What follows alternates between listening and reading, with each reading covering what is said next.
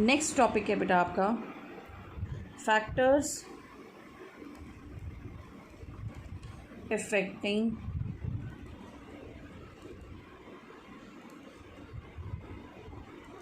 investment decision. Factors affecting investment decision. Investment decision हमने समझ लिया क्या होता है, क्यों इम्पॉर्टेंट है, कौन कौन से फैक्टर्स हैं जो इन्वेस्टमेंट डिसीजन को इफ़ेक्ट करते हैं या क्यों हमें ये डिसीजन सोच समझ के लेने चाहिए. First is rate of return. Rate of return क्या कहता है? रेट ऑफ रिटर्न कहता है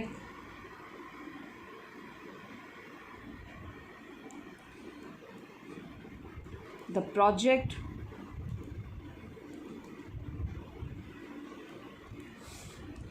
which yields a higher rate of return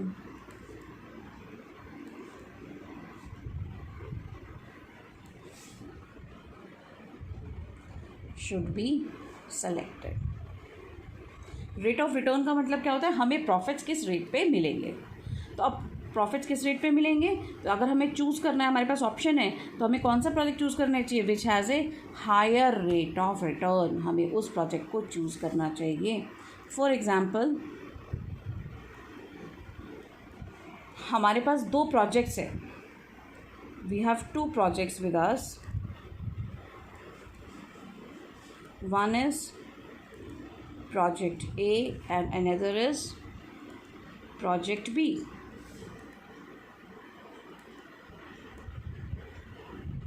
project A हमें देता है 15% की रिटर्न पर एनम और प्रोजेक्ट बी हमें देता है 18% की रिटर्न पर एनम. तो हमें कौन सा प्रोजेक्ट चूज़ करना चाहिए?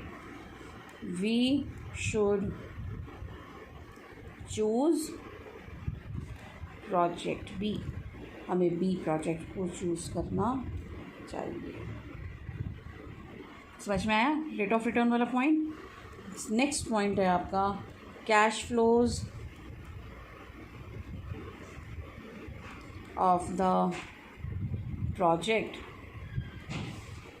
Cash flows of the project. Cash flows of the project का मतलब कि आपके पास जो आपका पैसा आएगा, आपने सपोज 90 लाख रुपीज़ लगाए थे अभी पीछे वाले प्रोजेक्ट में, वो आपके पास वापस कैसे आएगा? ठीक है. Cash flows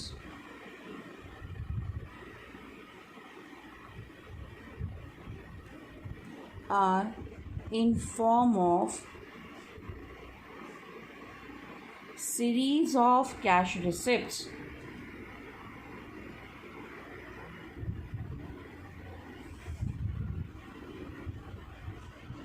over the life of project.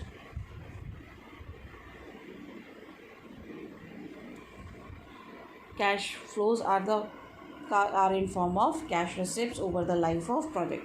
Means project की पूरी लाइफ टाइम में सपोज हमने 90 लाख रुपीज़ लगाए, हमें फर्स्ट ईयर में 5 लाख रुपए की रिटर्न होगी, सेकेंड ईयर में हमें 10 लाख रुपए की रिटर्न होगी, थर्ड ईयर में हमें 3 लाख रुपए की रिटर्न होगी. इतना पैसा हमारे पास वापस आएगा. तो हमारे पास पैसा कौन से प्रोजेक्ट में जल्दी आएगा? We should choose that project. ठीक है. तो ये भी बहुत ज़रूरी है.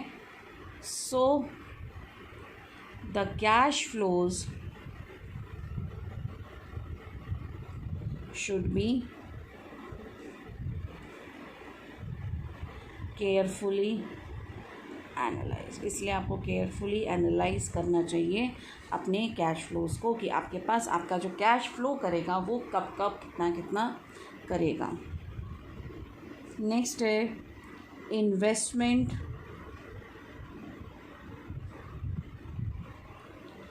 Criteria involve. Investment criteria involve is अब आप पैसा कितना लगा रहे हो. हम जब प्रोजेक्ट अंडरटेक करते हैं, हमने सपोज 90 लाख का प्रोजेक्ट लगाया या हमने 80 लाख रुपए लगाए किसी प्रोजेक्ट में, 50 लाख रुपए लगाए, तो हमने इन्वेस्टमेंट करी है ना. अब उस इन्वेस्टमेंट में भी तो बहुत सारी चीज़ें हैं. Now it involves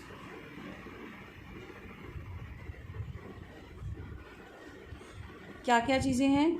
amount of investment, कितना पैसा आप इन्वेस्ट कर रहे हो,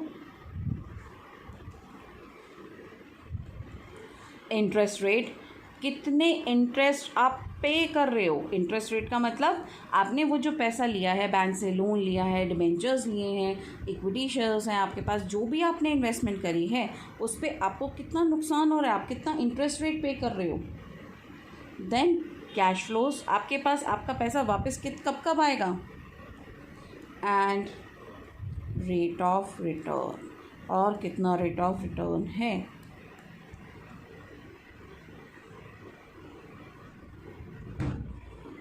ठीक है, तो आप इसमें बहुत सारी टेक्निक्स यूज़ करते हो, वेरियस टेक्निक्स लाइक पे बैक पीरियड।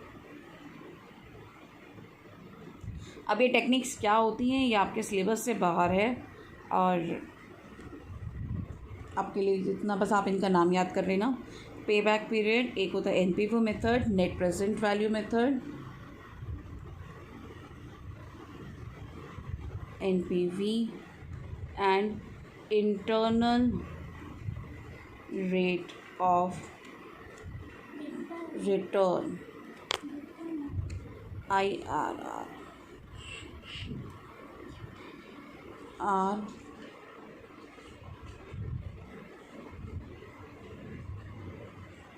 applied। ठीक है, तो हम बहुत सारी टेक्निक्स यूज़ करते हैं, ये सारी टेक्निक्स यूज़ करके हम डिसाइड करेंगे कि हम कौन सा प्रोजेक्ट ले रहे हैं। तो इन्वेस्टमेंट डिसीजन को 3 फैक्टर्स इफेक्ट करते हैं। रेट ऑफ रिटर्न, ज़्यादा वाला लेते हैं आप, cash flows of the project, कितने सीरीज़ में आपके पास कैश इनफ्लो हो रहा है, कितने साल में कितना कैश आपके पास वापस आ रहा है। हम उस कैश के इनफ्लोज को एनालाइज करेंगे और फिर हम प्रोजेक्ट को चूज़ करेंगे।